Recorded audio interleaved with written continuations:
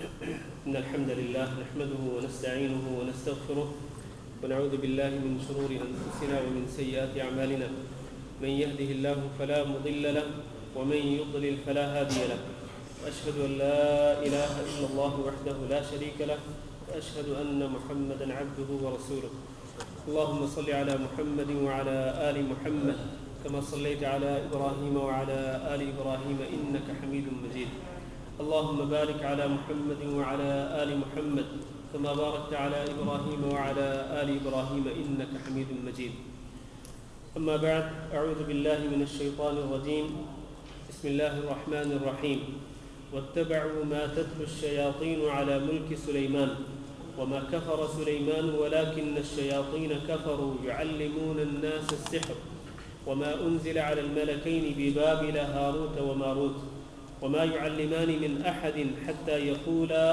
إنما نحن فتنة فلا تكفر فيتعلمون منهما ما يفرقون به بين المرء وزوجه وما هم بضارين به من أحد إلا بإذن الله ويتعلمون ما يضرهم ولا ينفعهم ولقد علموا لمن اشتراه ما له في الآخرة من خلاق ولبئس ما شروا به أنفسهم لو كانوا يعلمون ولو أنهم آمنوا واتقوا لمثوبة من عند الله خير لو كانوا يعلمون. عزیز القدر بھائیو اور دوستو، سورۃ البقرہ کی آیت نمبر 102 اور 103 آپ کے سامنے میں نے تلاوت کی ہے.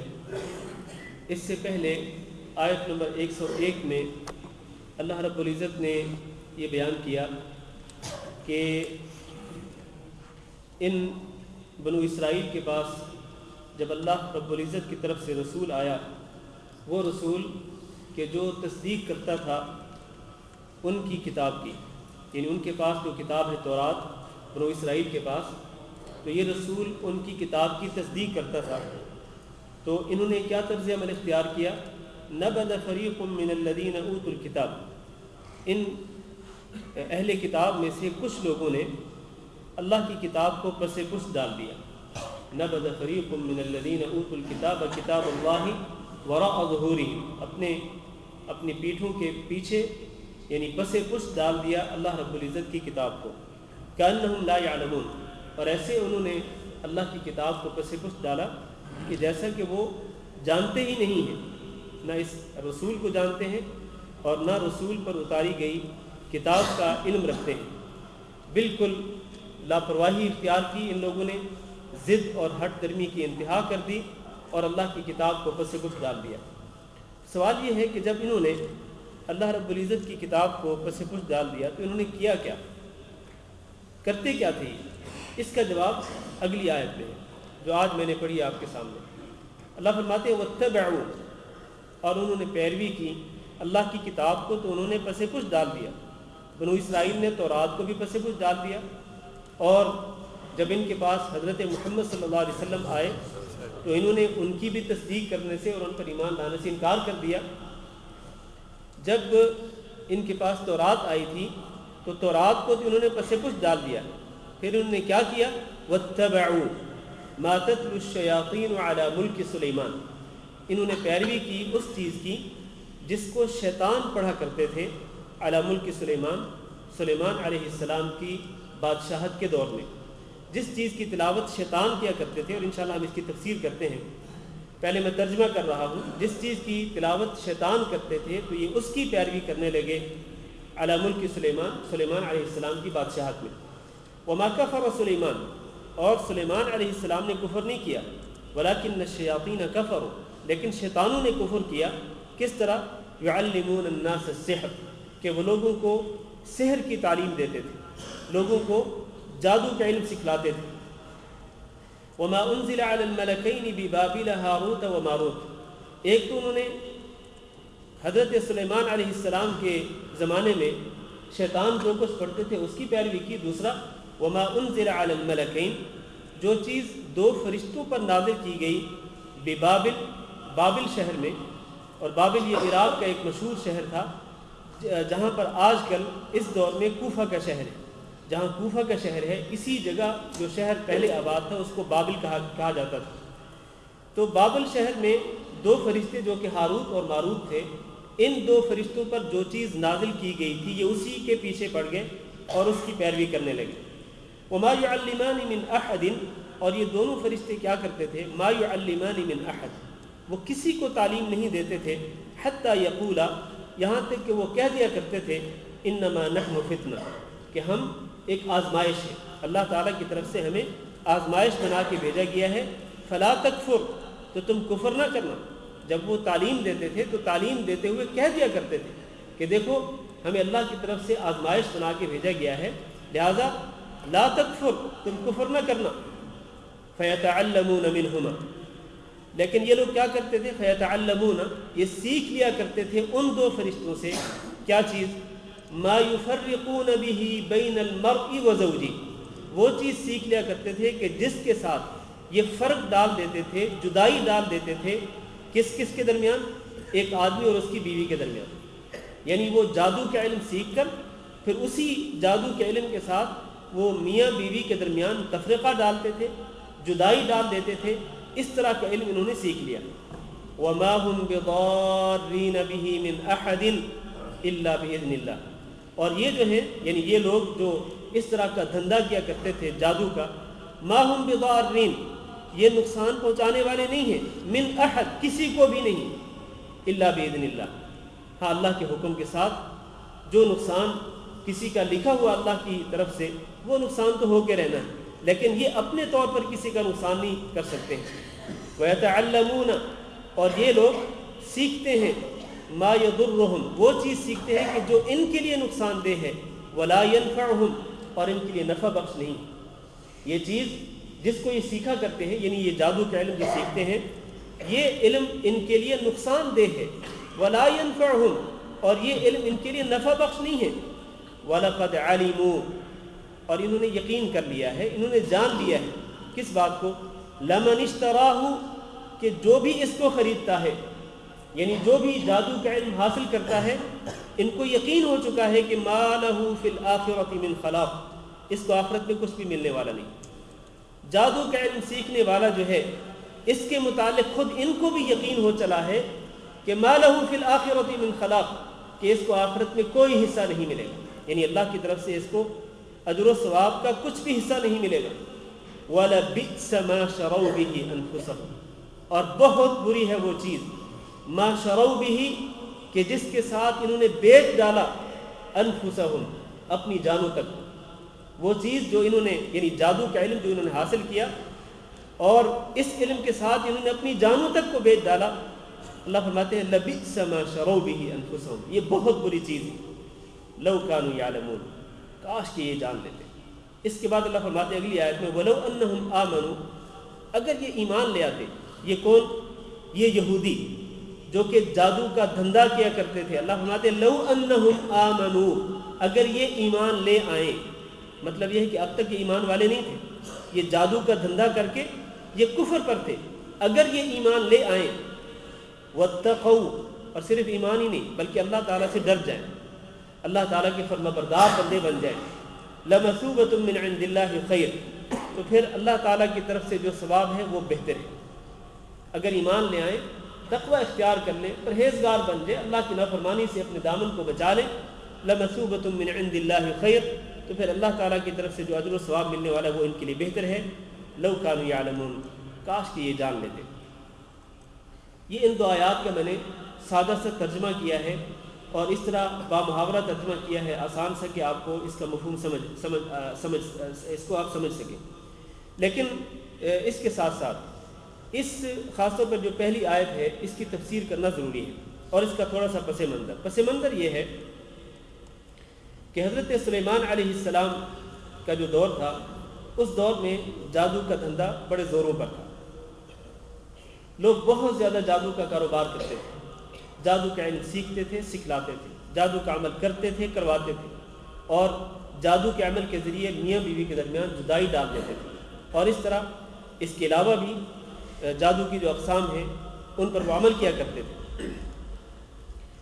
تو اللہ رب العزت نے، اور یہ بات میں پہلے بھی ایک درس میں بیان کر، بلکہ سب سے پہلے درس میں شاید سورۃ فاتحہ کے بعد سورۃ بقرہ کا جو پہلا درس تھا اسی میں شاید میں نے یہ بات کی تھی کہ اللہ رب العزت ہر نبی کے دور میں ہر نبی کو ایسے ایسے معجزات دیتا رہا ہے کہ جو اس نبی کی جو قوم تھی اس قوم کے ماحول کے مطابق یا اس قوم کے اندر جو چیزیں رواج پا چکی ہوتی تو پھر اللہ تعالیٰ انہی کے ماحول کو دیکھتے ہوئے اس جیسے معجزے دیا کرتا تھا اپنے نبیوں کو۔ تو چونکہ حضرت سلیمان علیہ السلام کے دور میں جادو کا دھندا زوروں پر تھا، لوگ جادو کا کاروبار کیا کرتے تھے، تو اللہ تعالیٰ نے حضرت سلیمان علیہ السلام کو معجزے کس طرح کے دیے؟ معجزے بھی اس طرح کے دیے کہ جو ان بڑے بڑے جادوگروں کی پہنچ سے بالا تر تھے، بڑے بڑے جادوگروں کی پہنچ سے بالا تر تھے۔ مثلا حضرت سلیمان علیہ السلام کو اللہ تعالیٰ نے ایک معجزہ یہ دیا کہ اللہ تعالیٰ نے ہوا کو مسخر کر دیا، حضرت سلیمان علیہ السلام کے مسخر کر دیا، ان کے تابع بنا دیا، اور ہوا جو ہے حضرت سلیمان علیہ السلام کے تخت بادشاہت کو اٹھا کر مہینوں کی جو مسافت ہے وہ چند لمحات کے اندر وہ مسافت طے کر دیتی تھی وہ ہوا، اور مہینوں کی مسافت پر چند لمحوں کے اندر آپ کا جو تخت ہے تخت بادشاہت وہ پہنچ جایا کرتا تھا۔ ظاہر ہے کہ یہ ایک معجزہ تھا۔ اسی طرح اللہ تعالیٰ نے جنات کو بھی حضرت سلیمان علیہ السلام کے تابع کر دیا تھا، جنات کو تابع کر دیا تھا، اور بڑے بڑے جو شیطان قسم کے جو جنات تھے، سرکش قسم کے جو جنات تھے، اللہ نے ان کو سلیمان علیہ السلام کے تابع کر دیا تھا، اور حضرت سلیمان علیہ السلام ان سے کام لیا کرتے تھے۔ اور وہ جہاں پر بلقیس کا جو واقعہ ہے تو اس میں بھی یہ ذکر کیا گیا ہے کہ بلقیس کے تخت بادشاہت کو، اس کے عرش کو لانے کے متعلق جب بات کی تو قال عفریت من الجن انا آتیک بہ قبل ان تقوم من مقامک، کہ آپ اس جگہ سے اٹھنے سے پہلے ہی آپ دیکھیں گے کہ اس کا عرش آپ کے سامنے آ چکا ہے۔ لیکن قال الذی عنده علم من الکتاب، وہ جن جس کے پاس علم تھا کتاب کا، اس نے کیا کہا؟ انا آتیک بہ قبل ان یرتد الیک طرفک، یا آپ کی پلک جھپکنے سے بھی پہلے وہ اس کا عرش جو ہے وہ آپ کے سامنے آ جائے گا۔ ایک معجزہ تھا یہ۔ تو یہ جو اس طرح کے جو معجزے تھے یہ اس دور کے سلیمان علیہ السلام کے دور کے جو بڑے بڑے جادوگر تھے ان کی پہنچ سے اور ان کی دسترس سے یہ یقیناً یہ معجزے بالا تر تھے، ان کی سمجھ سے بالا تر تھے یہ معجزے کہ یہ کس طرح ہو گیا ہے۔ ہوا بھی تابع ہو گئی، جنات بھی تابع ہو گئے، اور حتیٰ کہ وہ کام جو کہ کئی دنوں میں ہوتا وہ پلک جھپکنے میں ہو جاتا تھا۔ تو یقیناً یہ حیران کن معجزات تھے۔ اسی طرح حضرت سلیمان علیہ السلام کو اللہ رب العزت نے یہ صلاحیت دی تھی کہ آپ پرندوں کی جو باتیں تھیں وہ باتوں کو سمجھ لیتے تھے، پرندوں کی باتوں کو سمجھ لیتے تھے، اسی طرح جانوروں کی باتوں کو سمجھ لیا کرتے تھے۔ وہ قالت النملہ، وہ چیونٹی والا واقعہ بھی اللہ تعالیٰ نے قرآن مجید میں ذکر کیا ہے۔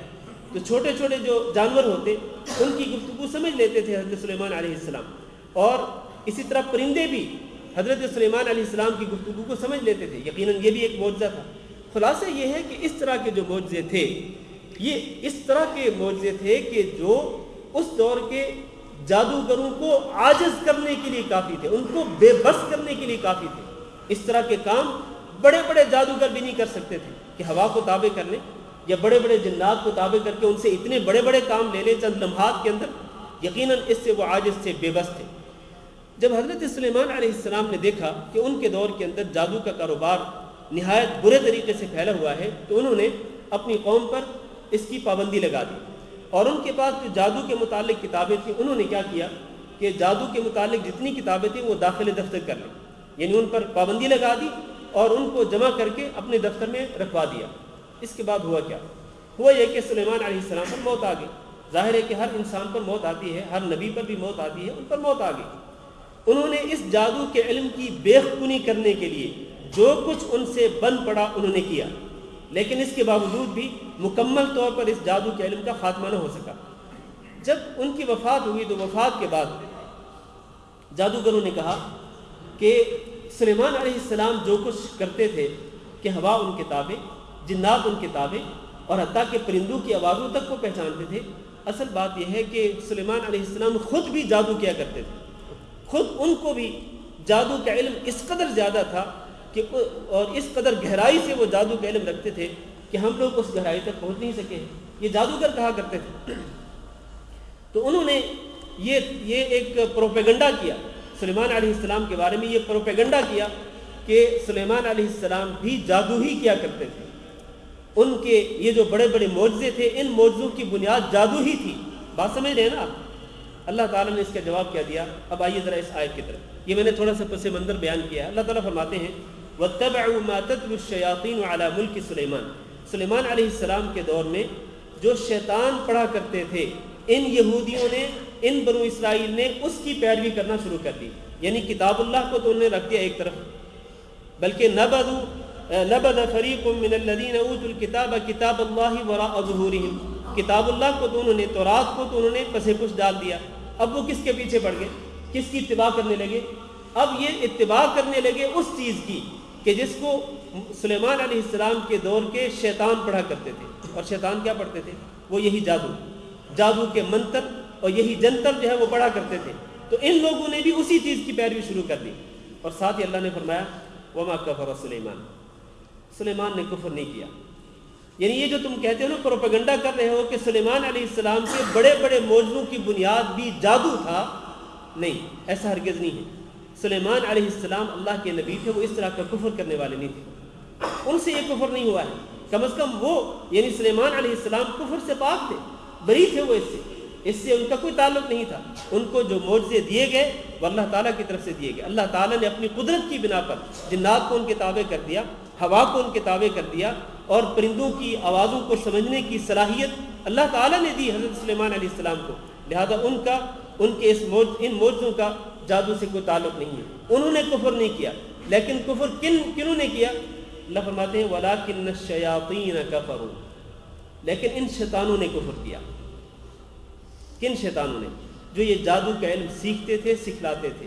يُعَلِّمُونَ النَّاسَ السِّحْرَ، یہ شیطان لوگوں کو سحر کی تعلیم دیتے تھے، جادو کی تعلیم دیا کرتے تھے، تو انہوں نے کفر کیا ہے، سلیمان علیہ السلام نے کفر نہیں کیا۔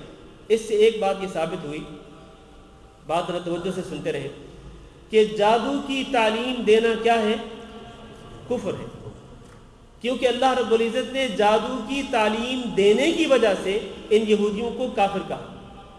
وَلَٰكِنَّ الشَّيَاطِينَ كَفَرُوا، ان یہودیوں نے، ان شیطانوں نے کفر کا ارتکاب کیا، اس وجہ سے کہ يُعَلِّمُونَ النَّاسَ السِّحْرَ، کہ وہ لوگوں کو سحر کی تعلیم دیتے تھے۔ اس کے بعد اللہ فرماتے ہیں وَمَا أُنزِلَ عَلَى الْمَلَكَيْنِ، ایک تو یہ شیطان سلیمان علیہ السلام کے دور کے شیطانوں کی، ان کے دور کے جو شیطان تھے اور جو کچھ وہ پڑھا کرتے تھے، جنتر منتر وغیرہ جو کچھ پڑھتے تھے جادو کے متعلق، ایک تو انہوں نے اس کی پیروی کی۔ دوسرا وَمَا أُنزِلَ عَلَى الْمَلَكَيْنِ بِبَابِلَ هَارُوتَ وَمَارُوتَ، اللہ تعالیٰ نے ہاروت اور ماروت پر جو چیز اتاری تھی، جو کہ بابل شہر میں تھے، جو چیز اللہ تعالیٰ نے ان پہ اتاری تھی، انہوں نے اس کی پیروی شروع کر دی۔ اب وہ کیا چیز تھی؟ اصل بات یہ ہے کہ ہاروت اور ماروت یہ اللہ تعالیٰ کے دو فرشتے تھے، جیسے کہ اللہ نے خود فرمایا وَمَا أُنزِلَ عَلَى الْمَلَكَيْنِ بِبَابِلَ هَارُوتَ وَمَارُوتَ، دو فرشتے جو کہ ہاروت اور ماروت تھے، یہ دو فرشتے تھے۔ اللہ رب العزت نے ان کو کس لیے بھیجا تھا؟ اللہ نے ان کو ایک آزمائش کے طور پر بھیجا تھا۔ آزمائش کس طرح سے؟ آزمائش اس طرح سے کہ اللہ تعالیٰ نے ان دونوں فرشتوں کو جادو کا علم دیا تھا، اور اللہ نے فرمایا تھا کہ جاؤ لوگوں کو جا کے، چونکہ سلیمان علیہ السلام کے دور میں جادو کا علم پڑھایا جاتا تھا اور اس کا دھندا زوروں پر تھا، تو اللہ تعالیٰ نے ان فرشتوں کو کہا کہ جاؤ لوگوں کو جا کے آگاہ کرو کہ دیکھو یہ جادو کفر ہے، اس سے بچ جاؤ۔ جادو سے بچنا تمہارے لیے ضروری ہے۔ جادو کا علم بھی ان کو دیا تاکہ یہ پہچان سکیں کہ جادو ہے کیا، اور لوگوں کو بتلا سکیں کہ یہ جادو کیا چیز ہوتی ہے۔ اس طرح اللہ تعالیٰ نے ان کو آزمائش کے طور پر بھیجا۔ اور پھر یہ ہاروت اور ماروت جب پہنچے بابل شہر میں، تو یہ ایک فقیرانہ لباس میں وہاں پر پھرا کرتے تھے، وہاں پر رہتے تھے، اور لوگ ان کے پاس آتے تھے، لوگ اس دعوے اس تمنا کے ساتھ آتے تھے کہ چونکہ ان دو فرشتوں کے پاس جادو کا علم ہے، تو ان سے جادو کا علم سیکھ کر لوگوں پہ جادو کیا جائے۔ لوگ اس طرح آتے تھے، حالانکہ اللہ تعالیٰ نے ان کو اس لیے بھیجا تھا کہ آپ جا کے لوگوں کو بتلائیں کہ یہ جادو کفر ہے، آپ اس جادو سے بچ جائیں۔ اسی لیے وہ کیا کہتے تھے؟ اب آگے سنیں ذرا، اللہ تعالیٰ فرماتے ہیں وَمَا يُعَلِّمَانِ مِنْ أَحَدٍ، یہ دونوں فرشتے کسی کو تعلیم نہیں دیا کرتے تھے، حَتَّى يَقُولَا، یہاں تک کہ وہ یہ ساتھ یہ بھی کہہ دیا کرتے تھے کہ إِنَّمَا نَحْنُ فِتْنَةٌ، کہ اللہ تعالیٰ نے ہمیں ایک آزمائش کے طور پر بھیجا ہے۔ فَلَا تَكْفُرْ، پھر اے تعلیم حاصل کرنے والے، اے جادو کا علم حاصل کرنے والے، تم کفر نہ کرنا۔ صرف ہم اس لیے آپ کو بتلا رہے ہیں جادو کے متعلق کہ آپ جادو سے بچ سکیں، جادو سے اجتناب کر سکیں۔ ایسا نہ ہو کہ جادو کا علم ہم سے حاصل کرنے کے بعد پھر تم وہی جادو ہی کرنے لگ جاؤ، لوگوں کو اس دھندے میں مبتلا کر دو اور اس مکروہ کاروبار میں شریک ہو جاؤ۔ نہیں، ایسا نہیں کرنا چاہیے تمہیں۔ تو اللہ تعالیٰ فرماتے ہیں کہ ان لوگوں نے، ایک تو سلیمان علیہ السلام کے دور کے جو شیطان تھے، جو جادوگر تھے، ایک تو وہ جو جنتر منتر پڑھتے تھے، ایک تو ان لوگوں نے اس کی پیروی شروع کر دی، دوسرا ان دو فرشتوں پر جو اللہ تعالیٰ نے علم نازل کیا تھا، یعنی علم جادو، انہوں نے بجائے اس کے کہ اس علم کو حاصل کرنے کے بعد یہ اس جادو سے بچ جاتے، لوگوں کو اس سے منع کرتے، اس کی بجائے انہوں نے اسی علم کو ہی استعمال کرنا شروع کر دیا اور جادو کا عمل جو ہے وہ شروع کر دیا۔ اللہ فرماتے ہیں فَيَتَعَلَّمُونَ مِنْهُمَا، یہ لوگ ان سے سیکھتے تھے۔ یہاں ایک بات اور بھی آپ کو بتا دوں، بلکہ دو باتیں ہیں، ذرا غور کیجیے گا۔ اللہ تعالیٰ فرماتے ہیں مَا يُعَلِّمَانِ مِنْ أَحَدٍ حَتَّى يَقُولَا إِنَّمَا نَحْنُ فِتْنَةٌ، وہ نہیں تعلیم دیا کرتے تھے کسی کو جب تک کہ وہ یہ نہیں کہتے تھے کہ ہم فتنہ ہیں، ہم آزمائش ہیں۔ اس کا مطلب یہ ہے کہ بعض اوقات اللہ رب العزت اس طرح بھی آزماتا ہے لوگوں کو کہ برائیوں کے اسباب اللہ تعالیٰ پیدا کر دیتا ہے، برائیوں کے اسباب مہیا ہو جاتے ہیں، برائیوں کے اسباب ان اسباب تک دسترس ہو جاتی ہے، پہنچ ہو جاتی ہے۔ آپ آج دیکھتے ہیں آپ روزمرہ کے معمولات میں بعض برائیاں ایسی ہوتی ہیں کہ ان تک دسترس ہماری آسانی سے ہو جاتی ہے، پہنچ آسانی سے ہو جاتی ہے، اسباب مہیا ہو جاتے ہیں، ٹھیک ہے۔ اللہ تعالیٰ ان اسباب کو مہیا کر کے بھی مجھے اور آپ کو آزماتا ہے کہ میں اور آپ ان برائیوں سے بچتے ہیں یا اللہ تعالیٰ سے ڈر کر ہم ان برائیوں سے بچتے ہیں یا پھر ان کے ارتکاب کرتے ہیں۔ یہ آزمائش ہوتی ہے، جس طرح اللہ تعالیٰ نے ان لوگوں کی آزمائش کی کہ اللہ تعالیٰ نے ان دو فرشتوں کو بھیجا اور جا کر کے فرشتوں کو اللہ تعالیٰ نے یہ کہا کہ لوگوں کو جا کے بتلاؤ کہ جادو کا علم یہ ہے، اس سے بچو تم۔ جادو کا علم دے کر کے، یعنی جادو کے اسباب مہیا کر کے اللہ تعالیٰ نے ان لوگوں کو جادو سے بچنے کا حکم دیا، لیکن ان لوگوں نے جادو سے اجتناب نہیں کیا، انہوں نے اس سے پرہیز نہیں کیا، بلکہ اس کو غلط معنوں میں استعمال کرنے لگے اور حتیٰ کہ اس طرح استعمال کرتے تھے کہ میاں بیوی کے درمیان جدائی بھی ڈال دیا کرتے تھے۔ خلاصہ یہ ہے کہ اللہ رب العزت بعض اوقات اس طرح بھی آزماتا ہے کہ برائیوں کے اسباب جو ہیں وہ آسانی سے مہیا ہو جاتے ہیں اور برائیوں کا ارتکاب کرنا آسان ہو جاتا ہے۔ اللہ تعالیٰ انسان کی آزمائش کرتا ہے کہ یہ انسان مجھ سے ڈرتا ہے، مجھ سے ڈر کر ان برائیوں سے بچتا ہے، یا پھر میرا خوف اپنے دل میں نہیں لاتا اور بے دھڑک یہ ان برائیوں کا ارتکاب کرتا ہے۔ اس طرح کی آزمائشیں بھی آتی ہیں۔ ایک تو یہ مسئلہ ہے۔ دوسرا مسئلہ یہ ہے، اور اس کی طرف میں پہلے اشارہ کر چکا ہوں کہ انما نحن فتنۃ فلا تکفر، یہ فرشتے کہہ دیا کرتے تھے کہ ہم آزمائش ہیں لہذا تم کفر نہ کرنا۔ اس کا مطلب یہ کہ جادو کا عمل کرنا کیا ہے؟ کفر ہے۔ جادو کا عمل کرنا کفر ہے، اور اس کے بعد اس پر انشاءاللہ ہم تفصیل سے بعد میں بات کرتے ہیں۔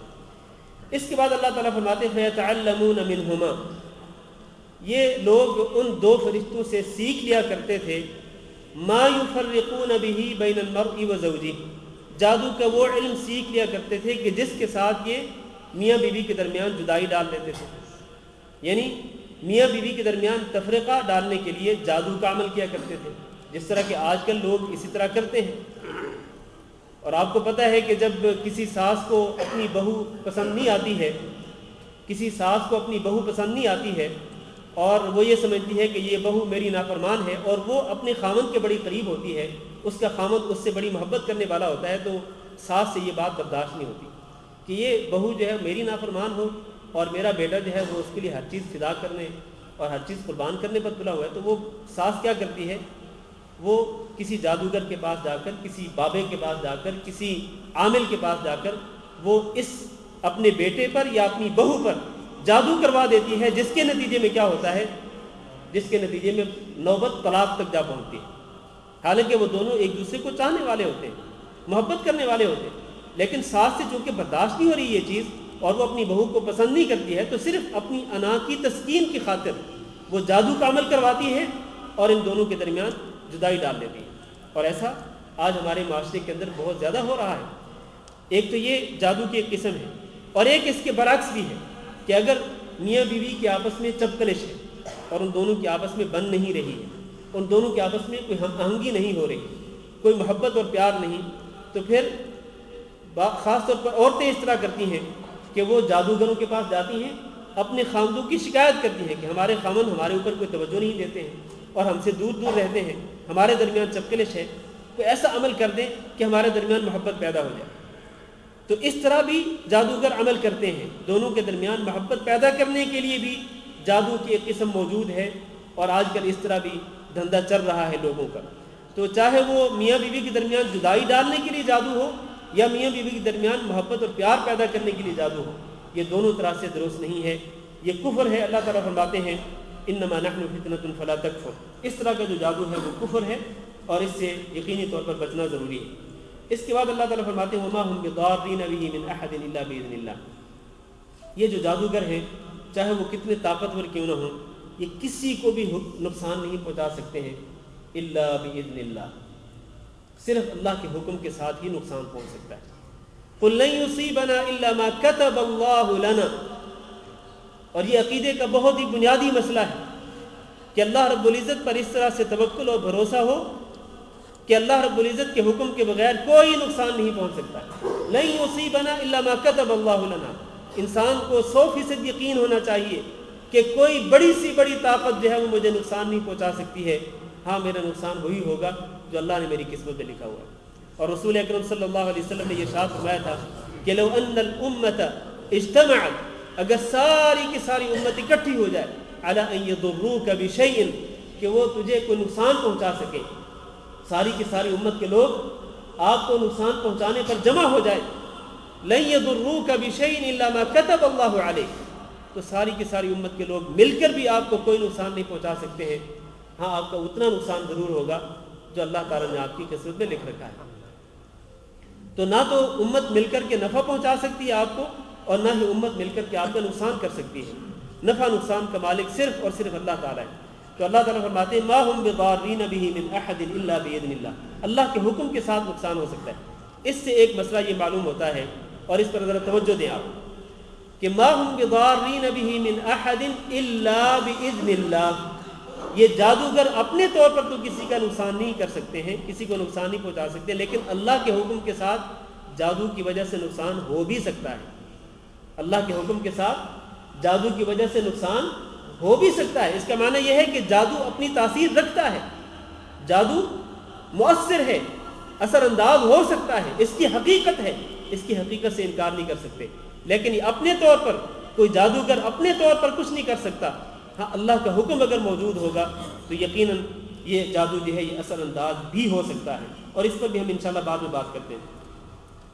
اس کے بعد اللہ تعالیٰ فرماتے ہیں وَيَتَعَلَّمُونَ مَا يَضُرُّهُمْ وَلَا يَنفَعُهُمْ، یہ جو لوگ تھے یہ ان فرشتوں سے جو سیکھتے تھے، یہ وہ چیز سیکھتے تھے کہ ما یضرہم، جو چیز ان کے لیے نقصان دہ تھی۔ معنی یہ ہے کہ جادو کا علم حاصل کرنے کے بعد، جادو کے متعلق معلومات لینے کے بعد، جادو کے متعلق معلومات سیکھنے کے بعد یہ اپنے آپ کو ہی نقصان پہنچایا کرتے تھے کہ یہ جادو کا عمل کرتے تھے، جادو کا عمل کر کے اپنے آپ کو ہی نقصان پہنچاتے تھے۔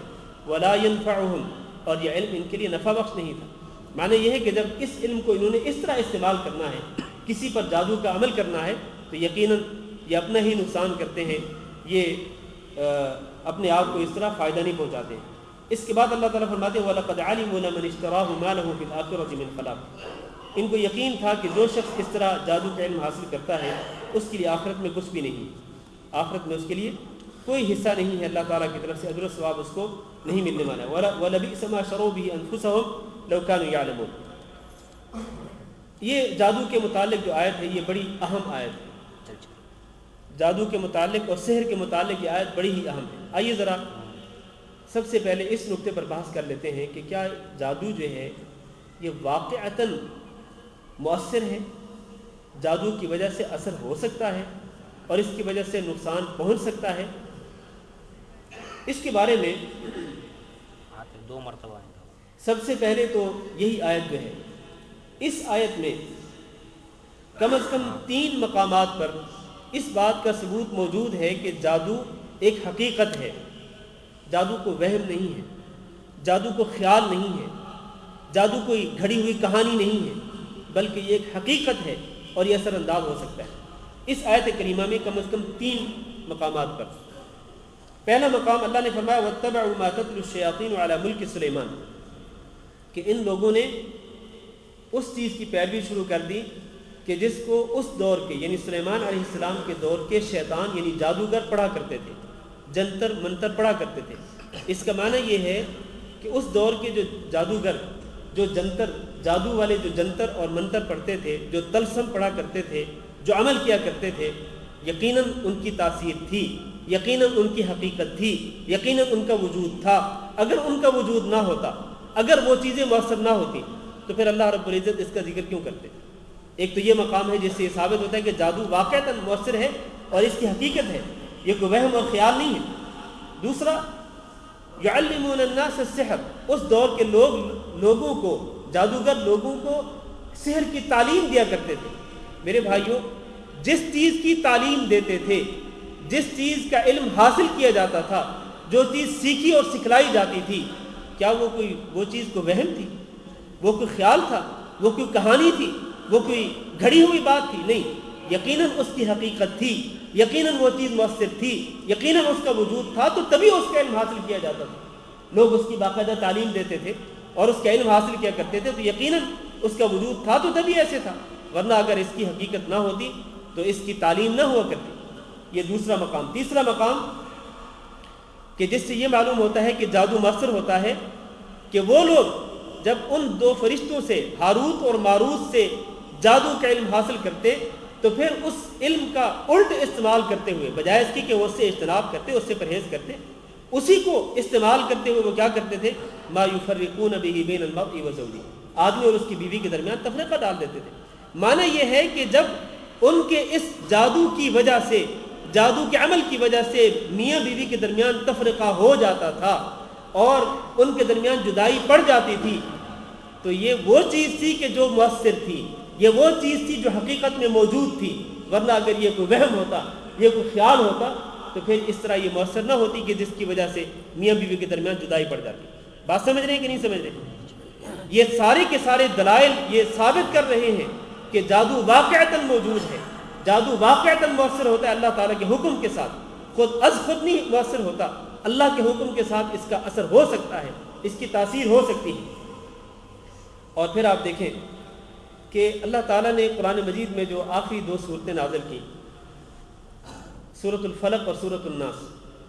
سورۃ الفلق میں اللہ تعالیٰ نے فرمایا قل اعوذ برب الفلق من شر ما خلق ومن شر غاسق اذا وقب ومن شر النفاثات فی العقد۔ یہ کیا ہے نفاثات فی العقد؟ گرہوں میں پھونکنے والیاں، جن کے شر سے اللہ تعالیٰ نے پناہ طلب کرنے کا حکم دیا ہے۔ یہ گرہوں میں پھونکنے والیاں کون ہیں؟ یہ جادوگر عورتیں ہیں، جادو کرنے والی جو عورتیں ہیں، ان کے شر سے اللہ تعالیٰ نے پناہ طلب کرنے کا حکم دیا ہے۔ اور صرف عورتیں ہی نہیں بلکہ اگر مرد بھی اس طرح کا عمل کرتے ہوں جس طرح کہ آج کل لوگ مرد بھی کرتے ہیں، مردوں میں سے بھی کئی لوگ جو ہے وہ جادو کا عمل کرتے ہیں، تو ان کے شر سے بھی اللہ تعالیٰ نے پناہ طلب کرنے کا حکم دیا ہے۔ میرے بھائیو ذرا یہ بتلاؤ، جس چیز سے اللہ تعالیٰ نے پناہ طلب کرنے کا حکم دیا ہے، کیا وہ وہمی چیز ہے؟ وہ کوئی خیالی چیز ہے؟ نہیں، یقیناً وہ ایک حقیقی چیز ہے، یقیناً وہ ایک مؤثر چیز ہے، اثر انداز ہونے والی چیز ہے کہ جس کے شر سے اللہ تعالیٰ نے پناہ طلب کرنے کا حکم دیا ہے۔ اور آپ کو یہ پتہ ہے کہ یہ جو 2 صورتیں ہیں یہ خاص طور پر نازل ہی اس وقت ہوئی تھی جب خود رسول اکرم صلی اللہ علیہ وسلم پر جادو کیا گیا تھا، اور آپ صلی اللہ علیہ وسلم پر جادو کا اثر ہوا تھا۔ ابھی ہم حضرت عائشہ رضی اللہ تعالیٰ عنہ کی حدیث بیان کرتے ہیں، تو اس سے یہ ثابت ہوتا ہے ان دونوں صورتوں کے نزول کی جو وجہ تھی وہ وجہ بھی یہی بتلاتی ہے کہ جادو واقعتاً ایک مؤثر اور ایک حقیقی چیز ہے کہ جس کو وہم اور خیال نہیں قرار دیا جا سکتا، بلکہ اس کو مؤثر ماننا پڑے گا کہ اللہ کے حکم کے ساتھ اس کا اثر ہوتا ہے۔ جہاں تک رسول اکرم صلی اللہ علیہ وسلم پر جادو کرنے کا عمل ہے، آپ کو پتہ ہے کہ یہودیوں میں سے ایک شخص جس کا تعلق بنو زریق قبیلے سے تھا، اور اس کا نام تھا، کیا نام تھا اس کا؟ لبید بن عاصم۔ لبید بن عاصم نامی یہودی شخص نے رسول اکرم صلی اللہ علیہ وسلم پر جادو کر دیا تھا، اور اس کا اثر کتنا ہوا؟ حضرت عائشہ رضی اللہ تعالیٰ عنہ بیان کرتی ہیں کہ حتی کان رسول اللہ صلی اللہ علیہ وسلم یخیل الیہ انه فعل الشيء وما فعله، کہ آپ کو اس طرح خیال آتا، آپ اس طرح خیال کرتے تھے کہ جیسے آپ نے یہ کام کیا ہے، حالانکہ حقیقت میں آپ نے وہ کام نہیں کیا ہوتا تھا۔ اس قدر اثر ہوا نبی کریم صلی اللہ علیہ وسلم پر اس جادو کا۔ اور یہاں یہ بات بھی یہ واضح کر دوں کہ آپ صلی اللہ علیہ وسلم پر جادو کا اثر صرف اتنا ہوا کہ آپ یہ خیال کرتے کہ آپ نے یہ کام کیا حالانکہ نہیں کیا ہوتا تھا، یا آپ کو یہ خیال ہوتا کہ آپ نے فلاں کام نہیں کیا حالانکہ آپ نے کر لیا ہوتا تھا۔ یہ اس قدر تاثیر تھی جادو کی۔ لیکن تبلیغ رسالت میں نبی کریم صلی اللہ علیہ وسلم پر جادو کا کوئی اثر نہیں ہوا۔ تبلیغ رسالت میں، تبلیغ رسالت کا کیا معنی ہے؟ معنی یہ کہ اللہ تعالیٰ نے جو دین آپ صلی اللہ علیہ وسلم پر نازل کیا، اس دین کو اپنی امت تک پہنچانے میں آپ صلی اللہ علیہ وسلم پر جادو کا کوئی اثر نہیں ہوا تھا، کہ جادو کے اثر کی وجہ سے کہیں آپ صلی اللہ علیہ وسلم سے کوئی نعوذ باللہ غلطی ہو گئی ہو، نعوذ باللہ اللہ تعالیٰ نے آپ پر کوئی آیت نازل کی ہو اور آپ نے امت تک نہ پہنچائی ہو، یا اللہ تعالیٰ نے آپ پر کوئی آیت نازل نہ کی ہو اور وہ آیت آپ نے اپنی طرف سے گھڑ کے نعوذ باللہ وہ امت تک پہنچا دی ہو۔ ایسا ہرگز نہیں ہے۔ یہ بات بچے میں دیکھ رہا ہوں کہ کھیل رہے ہیں مسجد کے اندر، شور کر رہے ہیں، ان بچوں کو سمجھائیں ذرا، اور ان بچوں کو ان کی ماؤں کے پاس بھیجیں، ان بچوں کو ان کی ماؤں کے پاس بھیجیں۔ یہ بچے میں دیکھ رہا ہوں سامنے، اور ان کو روکیں کہ یہ اس طرح شور نہ کریں۔ اور میں پہلے بھی عرض کر چکا ہوں، اپنی ماؤں بہنوں سے گزارش کر چکا ہوں کہ ان بچوں کو پلیز کنٹرول کیا کریں۔ اس طرح ان بچوں کو آزاد چھوڑ دینا اور یہ مسجد میں اس طرح ہنگامہ برپا کیے رکھیں اور تشویش میں مبتلا کریں لوگوں کو، خود عورتیں جو ہیں وہ بھی تشویش میں مبتلا ہوں کہ ان کے شور کی وجہ سے وہ کچھ نہ سمجھ پا رہی ہوں، تو یقیناً یہ بہت ہی افسوسناک بات ہے، اس سے بچنا چاہیے۔ تو بات ہی کر رہا تھا کہ تبلیغ رسالت میں نبی کریم صلی اللہ علیہ وسلم معصوم تھے۔ تبلیغ رسالت میں آپ معصوم تھے، آپ غلطی سے بچے ہوئے تھے، آپ سے اس سلسلے میں کوئی خطا نہیں ہوئی۔ ہاں، بعض دنیاوی معاملات کے اندر آپ صلی اللہ علیہ وسلم کو یہ خیال آتا تھا کہ شاید آپ نے کوئی کام کیا ہے لیکن حقیقت میں آپ نے نہیں کیا ہوتا تھا۔ اس کے بعد حضرت عائشہ رضی اللہ تعالیٰ عنہ بیان کرتی ہیں کہ آپ پر یہ اثر چلتا رہا، حتیٰ کہ نبی کریم صلی اللہ علیہ وسلم ایک رات میرے پاس تھے، اور اس رات میں نبی صلی اللہ علیہ وسلم کہتی ہیں کہ دعا ثم دعا ثم دعا ثم دعا، کہ آپ صلی اللہ علیہ وسلم بار بار اللہ تعالیٰ سے دعا کر رہے تھے کہ اللہ اس جادو کے متعلق مجھے آگاہ کر دے کہ جادو کس نے کیا ہے میرے اوپر، کہاں کیا ہے، اور اللہ اپنے فضل و کرم کے ساتھ اس اثر کو ختم کر دے۔ بار بار دعا کر رہے تھے نبی کریم صلی اللہ علیہ وسلم۔ اس سے یہ بھی ثابت ہوتا ہے کہ اگر کسی پر جادو ہوا ہو تو جادو کی تاثیر سے اور اس کے شر سے بچنے کے لیے خود اس شخص کو بھی اللہ تعالیٰ سے دعا کرنی چاہیے، اور خاص طور پر تہجد کے وقت آپ صلی اللہ علیہ وسلم بھی رات کو تہجد کے وقت اٹھ کر اللہ تعالیٰ سے بار بار گڑ گڑا کر کے دعا کیا کرتے تھے کہ اللہ مجھے اس شر سے بچا لے۔ اس میں تعلیم ہے میرے اور آپ کے لیے کہ اللہ نہ کرے اگر کسی پر جادو کا اثر ہوتا ہے تو خود اس کو پہل کرتے ہوئے اللہ تعالیٰ کی دربار میں، اللہ کی بارگاہ میں حاضر ہو کر اللہ تعالیٰ کے سامنے آنسو بہانے چاہیے اور رو رو کر اللہ تعالیٰ سے دعا کرنی چاہیے، کیونکہ اس شر سے بچانے والا اللہ کے سوا کوئی نہیں۔ کوئی بڑے سے بڑا جادوگر جو ہے، کوئی بڑے سے بڑا بابا، بڑے سے بڑا عامل جو ہے، جو وہ کسی طرح کے دعوے کیا کرتا ہو، اس کے دعووں کے دھوکے میں نہ آئے۔ کوئی جادوگر، کوئی عامل، کوئی بابا آپ کو نہیں بچا سکتا، آپ کو اللہ تعالیٰ ہی بچا سکتا ہے، اور آپ اللہ کے کلام کے ذریعے ہی جادو کے اثر سے بچ سکتے ہیں، یا پھر رسول اکرم صلی اللہ علیہ وسلم کی دعاؤں کے نتیجے میں جو آپ کی مسنون دعائیں ہیں ان کو پڑھ کے اس کے نتیجے میں آپ جادو کے اثر سے بچ سکتے ہیں۔ ورنہ جادو کا توڑ جادو کے ساتھ نہیں ہو سکتا ہے، جادو کا توڑ جادو کے ساتھ نہیں ہو سکتا، جادو کا توڑ قرآن کے ساتھ ہو سکتا ہے، آپ صلی اللہ علیہ وسلم کی مسنون دعاؤں کے ساتھ ہو سکتا ہے، اللہ کے سامنے آنسو بہا کر اس کا توڑ ہو سکتا ہے، اس کو باطل کیا جا سکتا ہے، اس کے اثر کو ختم کیا جا سکتا ہے۔ حضرت عائشہ رضی اللہ تعالیٰ عنہ فرماتی ہیں کہ اسی رات میں نبی کریم صلی اللہ علیہ وسلم نے مجھے خوشخبری دی۔ کیا خوشخبری دی؟ جب آپ بار بار دعا کر رہے تھے تو ان دعاؤں کا نتیجہ کیا نکلا؟ آپ فرماتی ہیں کہ آپ صلی اللہ علیہ وسلم نے مجھے خوشخبری دی۔ کیا خوشخبری دی؟ کہتی ہیں یا عائشہ، آپ نے فرمایا یا عائشہ، یا عائشہ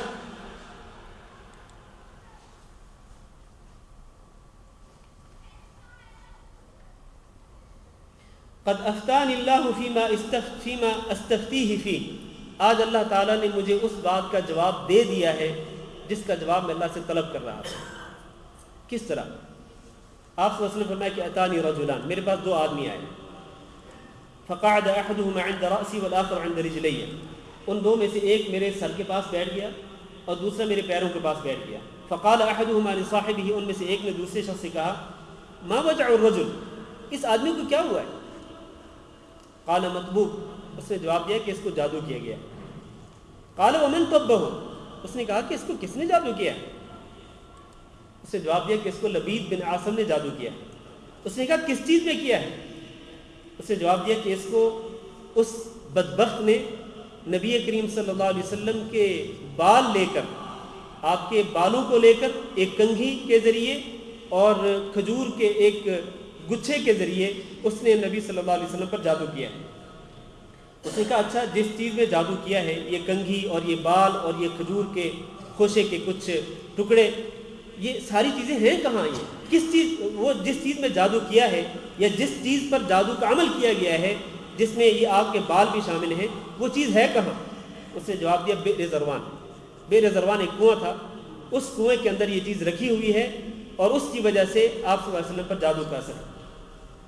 تو اس طرح نبی صلی اللہ علیہ وسلم کو پتہ چل گیا، اللہ تعالیٰ نے یہ دو فرشتے بھیجے تھے، دو آدمیوں، دو انسانوں کی شکل میں، اور ان کے درمیان جو مکالمہ ہوا، اس مکالمے کے ذریعے آپ صلی اللہ علیہ وسلم کو پتہ چل گیا کہ جادو کرنے والا کون ہے اور کس طرح کیا ہے، اور جس چیز میں جادو کیا وہ کہاں پڑی ہے۔ اس کے بعد رسول اکرم صلی اللہ علیہ وسلم اپنے چند صحابہ کرام کو لے کر کے بئر زروان میں گئے۔ بئر زروان میں جا کے دیکھا تو آپ نے بعد میں بیان فرمایا عائشہ رضی اللہ تعالیٰ عنہ کو کہ جب میں بئر زروان میں پہنچا تو بئر زروان کا جو اس کنویں کا جو پانی ہے وہ نہایت ہی سرخ ہو چکا تھا۔ اس جادو کی تاثیر کی وجہ سے کنویں کا پانی نہایت ہی سرخ ہو چکا تھا، اور اس کنویں کے آس پاس جو کھجور تھیں، جو کھجوریں تھیں، کھجوروں کے جو درخت تھے، وہ ایسے لگتا تھا جیسے شیطانوں کے سر، ایسے لگتا تھا کہ کأنہا رؤوس الشیاطین، وہ کھجوریں ایسے لگتی تھیں کہ جیسے وہ شیطانوں کے سر ہیں۔ پھر نبی کریم صلی اللہ علیہ وسلم نے اس چیز کو نکالنے کا حکم دیا، اس چیز کو نکالا گیا، اور پھر آپ صلی اللہ علیہ وسلم نے اس کو زمین کے اندر دفن کرنے کا حکم دیا۔ اس سے یہ ثابت ہوتا ہے کہ جادو کی تاثیر کو ختم کرنے کے لیے یہ لازم ہے کہ جس چیز کے اندر جادو کیا گیا ہو، اور آج کل لوگ جو ہیں وہ تعویذوں کی شکل میں جادو کرتے ہیں، اور جس کے ذریعے جادو کرتے ہیں اس کو کہتے ہیں کہ یہ تعویذ لو، وہ کسی چیز میں بند کیا جاتا ہے اور پھر کہا جاتا ہے کہ جاؤ اس کے گھر میں، جس پر جادو کرنا مقصود ہوتا ہے، کہا جاتا ہے کہ اس کے گھر میں جا کے پھینک دو کسی جگہ پہ، یا اس کے سرہانے کے نیچے رکھ دو، یا چھپا کے رکھ دو کسی جگہ پہ۔ جب تک اس چیز کو نکالا نہیں جائے گا، جب تک نکال کر اس کی تاثیر کو ختم نہیں کیا جائے گا، اس وقت تک جادو کا اثر ختم نہیں ہو سکتا۔ جس طرح کہ رسول اکرم صلی اللہ علیہ وسلم نے جب تک بئر زروان سے وہ چیز نہ ملی، اللہ کی وحی کے ذریعے آپ کو پتہ چلا، اور آپ نے جب تک اس کو نہیں نکالا، جب تک اس کو زمین میں دفن نہیں کیا، اس وقت تک یہ جادو کا اثر ختم نہیں ہوا۔ میرے عزیز بھائیوں، اس واقعے سے جو ہمیں دلیل ملتی ہے وہ یہ ہے کہ جادو واقعتاً مؤثر ہے، اللہ کے حکم کے ساتھ جادو کا اثر ہوتا ہے۔ جادو اگر وہمی چیز ہوتی، اگر یہ کوئی خیالی چیز ہوتی، تو پھر اس کا اثر کم از کم امام الانبیاء حضرت محمد صلی اللہ علیہ وسلم پر تو نہ ہوتا، لیکن آپ صلی اللہ علیہ وسلم پر اس قدر اثر ہونا، یہ اس بات کی دلیل ہے کہ جادو واقعتاً موجود ہے۔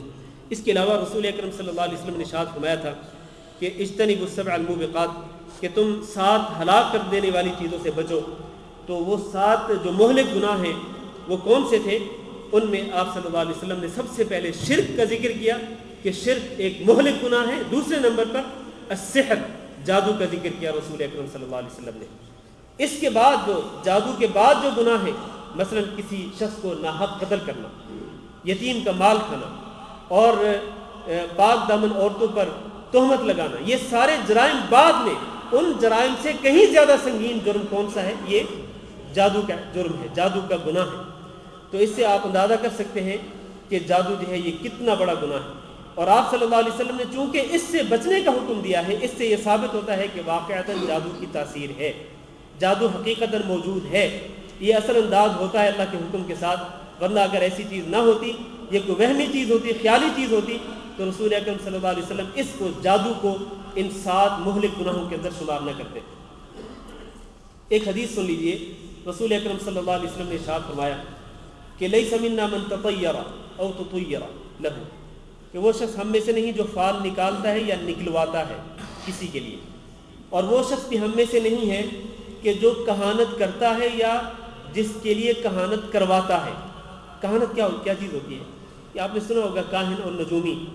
کاہن اور نجومی کیا کرتے ہیں؟ یہ لوگوں کے مستقبل کے بارے میں آگاہ کرتے ہیں، یا تو ستاروں کی گردش کو دیکھ کر یا ہاتھوں کی لکیروں کو دیکھ کر۔ تو آپ نے فرمایا کہ جو شخص یہ کام کرتا ہے یا جو کرواتا ہے، یہ دونوں ہم میں سے نہیں، ان دونوں کا ہم سے کوئی تعلق نہیں ہے۔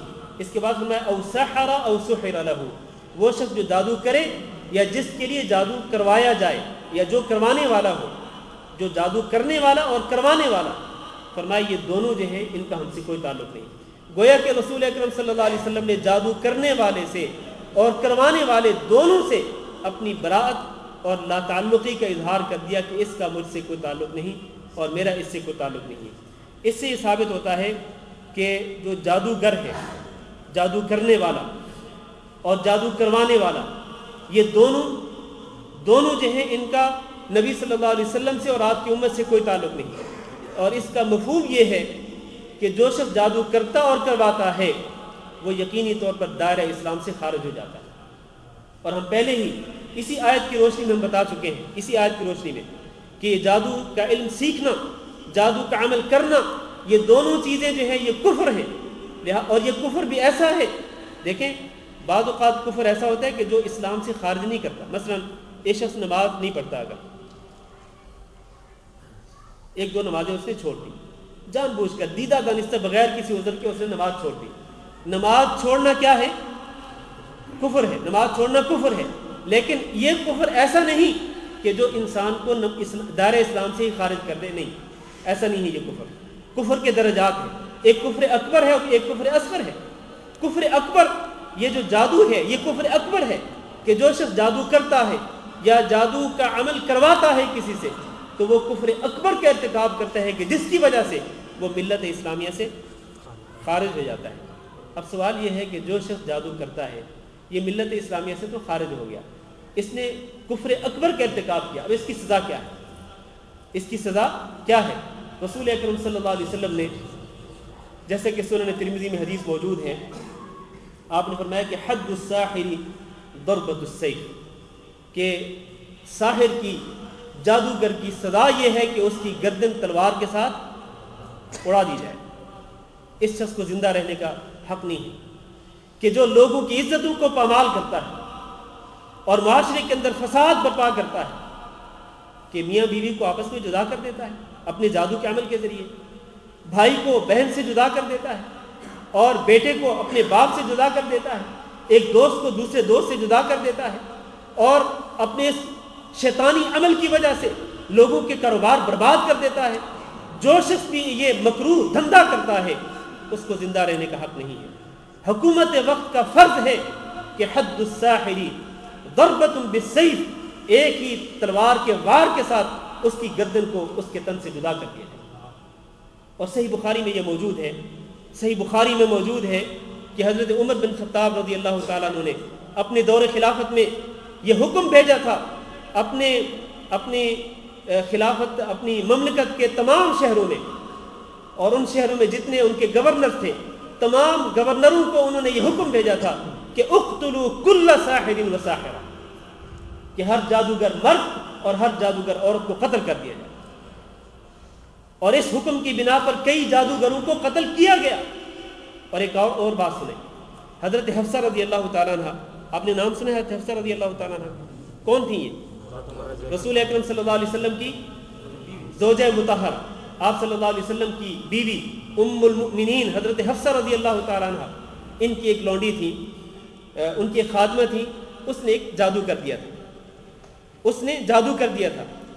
تو حضرت حفصہ رضی اللہ تعالیٰ عنہ کی طرف رجوع کیا گیا اور آپ کو بتلایا گیا کہ آپ کی یہ جو لونڈی ہے اس نے جادو کر دیا ہے، یہ ساحرہ ہے۔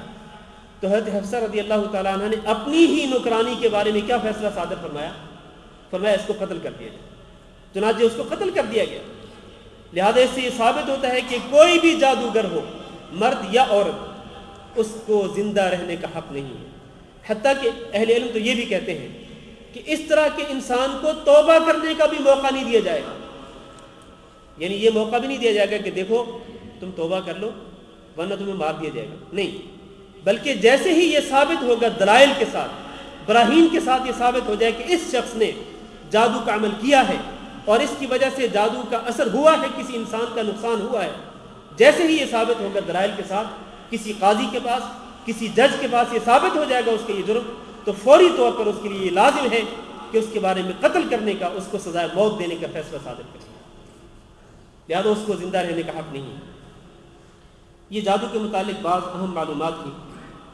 اس دوسری آیت میں نے پہلے بھی اشارہ کیا ہے کہ لو انہم آمنوا واتقوا، کہ یہ جو شیطان، یہ جادوگر، بات مختصر کر رہا ہوں میں، یہ شیطان، یہ جادوگر اگر اس کفر کو چھوڑ دیں، لو انہم آمنوا، اگر یہ ایمان لے آئیں. میں نے پہلے بھی اشارہ کیا کہ پہلے وہ کفر پر تھے، اب اگر یہ ایمان لے آتے ہیں واتقوا، اور اگر یہ تقوی اور پرہیزگاری اختیار کر لیتے ہیں، تو اللہ فرماتے ہیں لمثوبۃ من عند اللہ خیر، اللہ تعالیٰ کی طرف سے پھر ان کے لیے جو اجر و ثواب ہے ایمان قبول کرنے کے بعد، تقوی اور پرہیزگاری اختیار کرنے کے بعد، وہ اجر و ثواب ان کے لیے بہتر ہے. لو کانوا یعلمون، کاش کہ یہ جان لیں. آج کے درس کا خلاصہ یہ ہے کہ جادو کفر ہے، جادو کا علم سیکھنا کفر ہے، جادو کا عمل کرنا کفر ہے، جادو کا عمل کروانا کفر ہے. کسی پر جادو کروانا کسی جادوگر کے ذریعے یہ کفر ہے. اور جادو سے بچاؤ کس طرح ہو سکتا ہے، یہ آج کے درس کا آخری نقطہ ہے کہ جادو سے کس طرح بچ سکتے ہیں. میں چند ایک باتیں بتلاتا ہوں. میں وعلیکم السلام. آج موضوع لمبا ہو گیا ہے، بہرحال میں بس 2-3 باتیں جو ہیں وہ ذکر کر کے کہ جادو سے بچنے کے لیے انسان کو کون سی تدابیر اختیار کرنی چاہیے.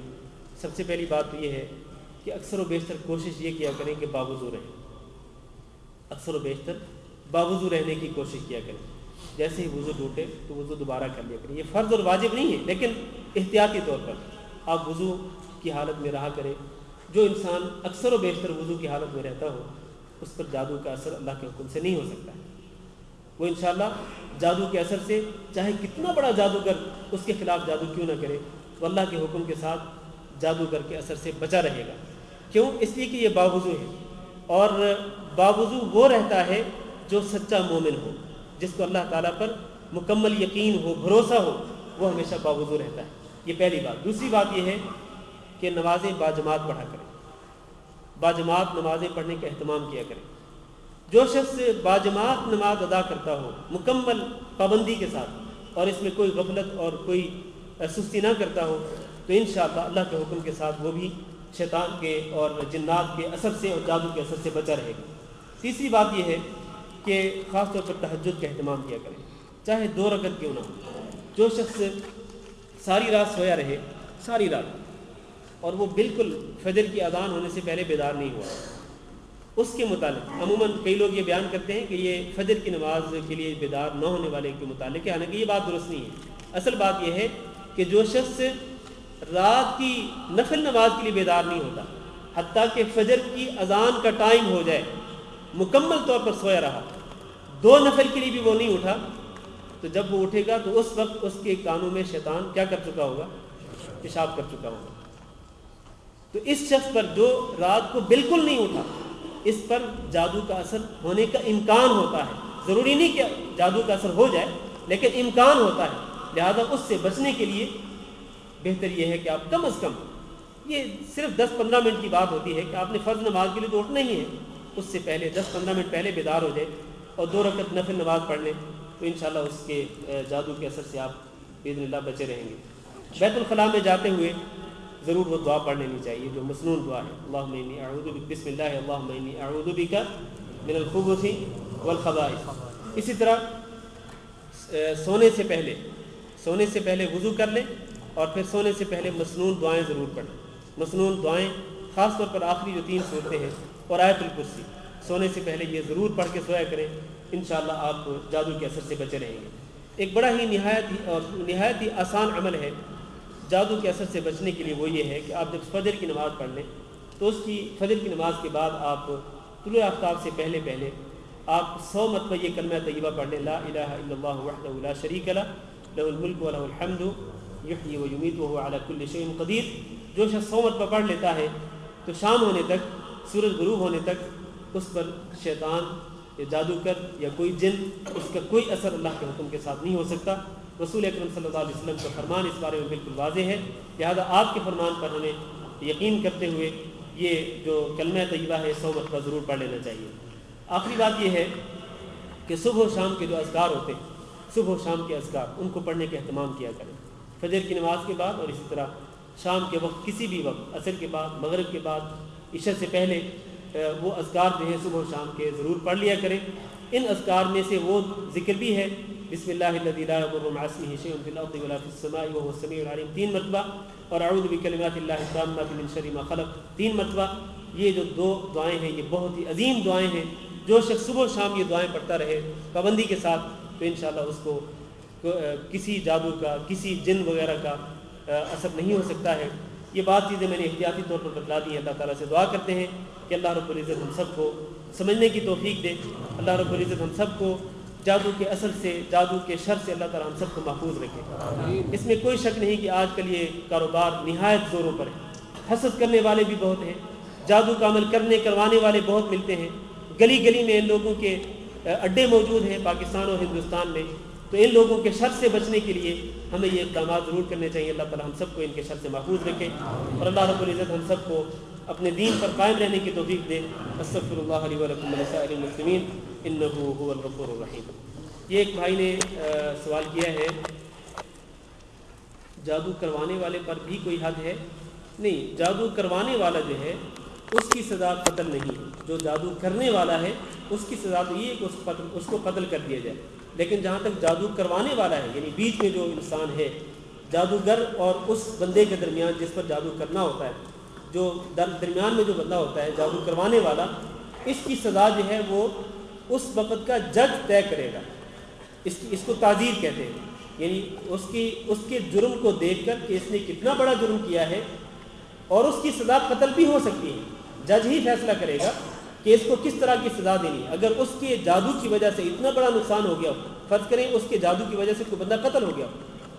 بعض اوقات جادو کی وجہ سے بندہ قتل بھی ہو سکتا ہے، یعنی وہ مر بھی سکتا ہے. جادو جو ہے وہ جب اس قدر شدید ہو تو اس کے نتیجے میں ایک بندہ جان سے بھی ہاتھ دھو سکتا ہے. تو اگر اس طرح کا سنگین ترین جادو کرایا گیا ہو تو جس نے کروایا ہے اس کی سزا اس وقت کا جو جج ہے، جو حاکم وقت ہے، وہ اس کو قتل بھی کروا سکتا ہے سزا کے طور پر. بہرحال اس کے جرم کو دیکھ کر ہی جج فیصلہ کرے گا کہ اس کی سزا کیا ہے.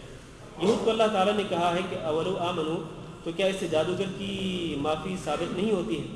نہیں، اس سے جادوگر کی معافی ثابت نہیں ہوتی ہے. میں نے پہلے ہی یہ کہا ہے کہ تمام اہل علم کا اتفاق ہے سوائے امام شافعی کے. امام شافعی صرف یہ کہتے ہیں کہ جادوگر جو ہے اس کو توبہ کرنے کا موقع ملنا چاہیے. لیکن باقی تمام اہل علم کا اتفاق ہے کہ جادوگر کو معافی اور توبہ کا موقع نہیں ملنا چاہیے، کیونکہ اس کا جرم ہی اس قدر سنگین ہے.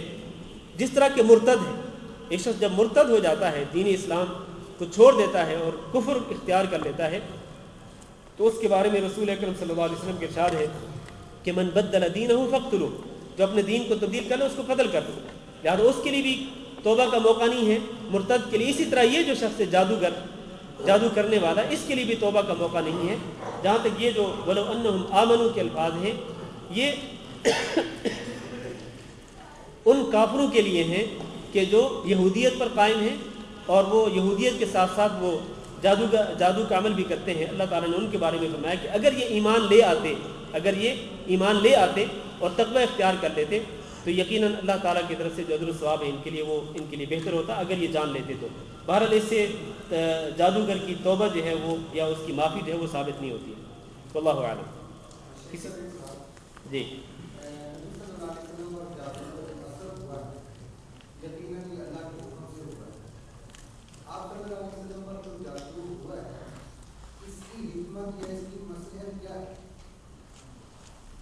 بہت اہم سوال کیا آپ نے.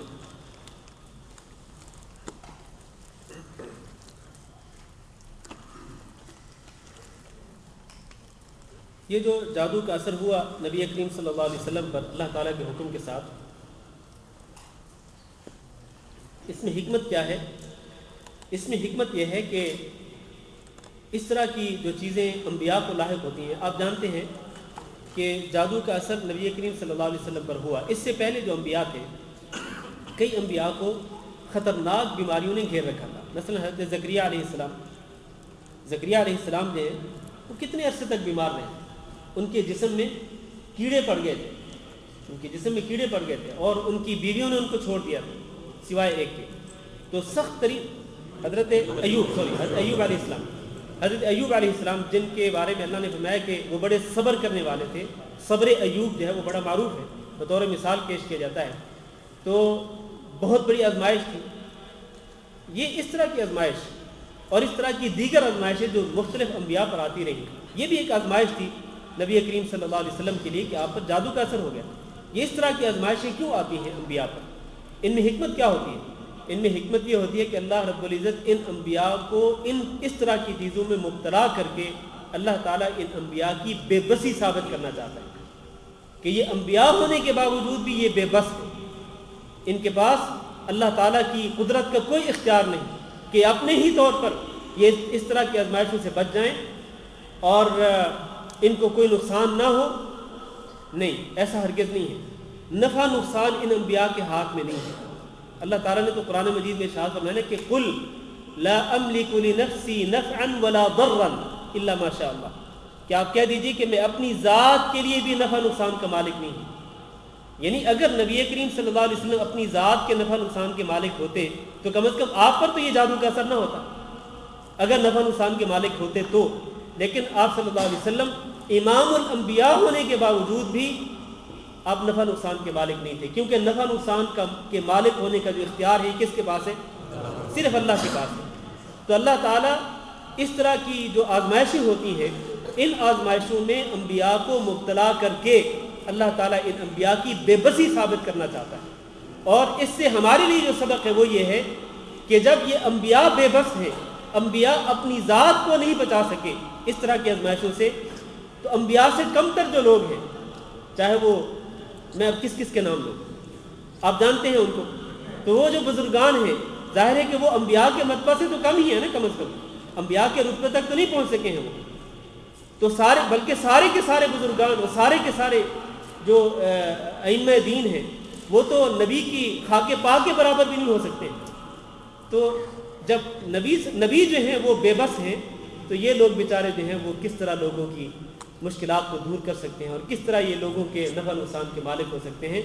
دراصل اللہ تعالیٰ ان انبیاء کی بے بسی اور ان کی عاجزی کو ثابت کرنا چاہتا ہے، اور یقینی طور پر اس میں ہمارے لیے بہت بڑا سبق ہے۔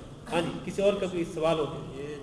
یہ آخری سوال، اس کے بعد درس ختم کرتے ہیں۔ یہ جو کافر ہے یا یہودی ہے، مرنے تک وہ اسلام نہیں لاتا جی، تو کیا وہ حضور صلی اللہ علیہ وسلم کی امت میں شمار ہوگا؟ جو شخص مرنے تک ایمان نہیں لاتا، مر جاتا ہے، یہودی ہے یا نصرانی ہے، یہودی ہے، کافر ہے، وہ بھی ہے، جی، کیا ہم اس کو کہہ سکتے ہیں کہ حضور صلی اللہ علیہ وسلم کا امتی ہے؟ نہیں۔ دیکھیں، نبی صلی اللہ علیہ وسلم کی امت جو ہے وہ دو قسم کی ہے، ایک ہے امت دعوت اور ایک ہے امت اجابت۔ کیا فرق ہے امت دعوت اور امت اجابت؟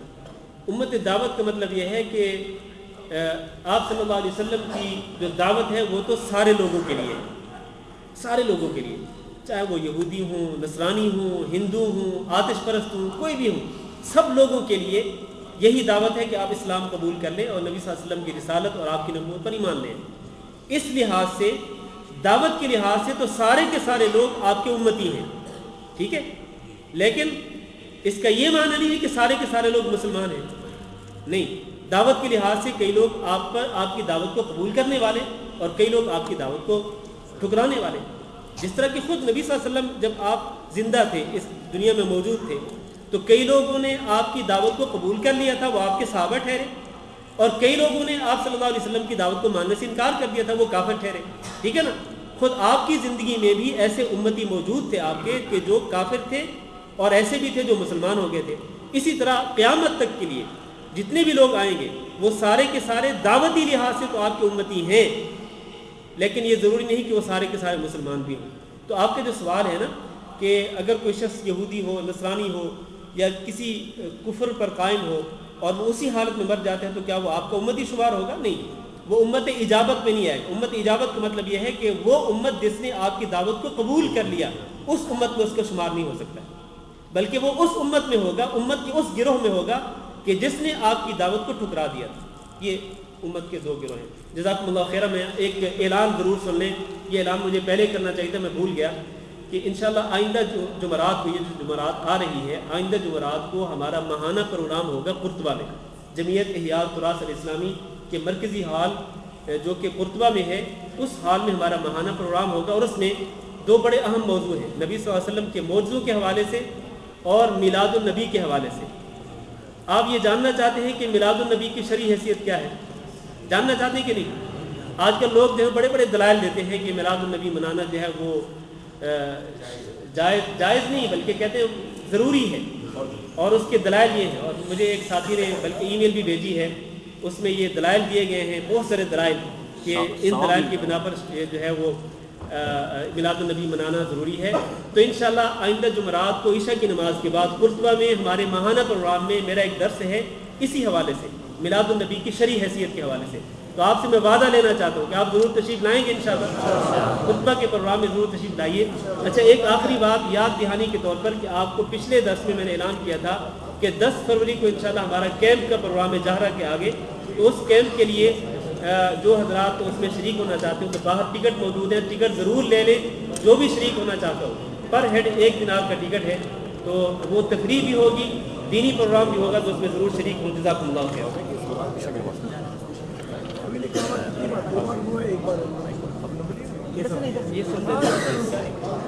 وہ سائڈ سے چلے جاؤ۔